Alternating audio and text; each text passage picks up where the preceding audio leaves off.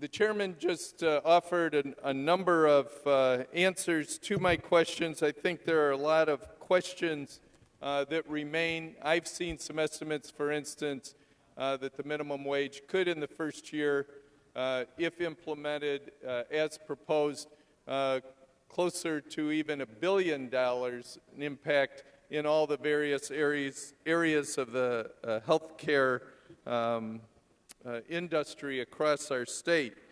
But in addition to that, the minimum wage, from my perspective, in the district that I represent, certainly it's going to have an impact on health care, and it's going to have an impact on our school districts and libraries, our YMCAs and other entities.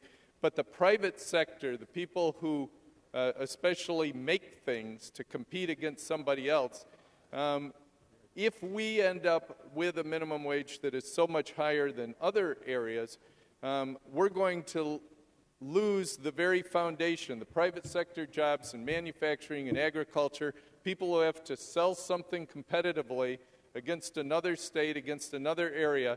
We're going to have a huge impact on this state in a negative way. And certainly the district that I represent, some areas might have an analysis that would suggest that they might have a net gain in jobs, but certainly a lot of the rural upstate New York areas would be drastically affected in a negative way if we implement that proposal as it's been put within this budget.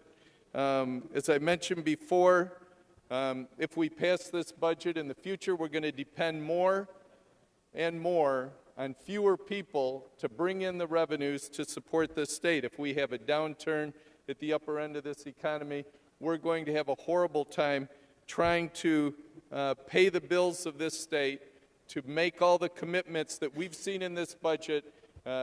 This budget, as proposed today, the governor's had a self-imposed 2% tax cap over the last several years. This budget would almost double that. It would put us in a precarious position as revenues in the state, the economists are telling us, those are starting to flatten out. We can't depend on the dollars that we've had before. So for those reasons and many more, today on this budget resolution, I'll be voting in the negative.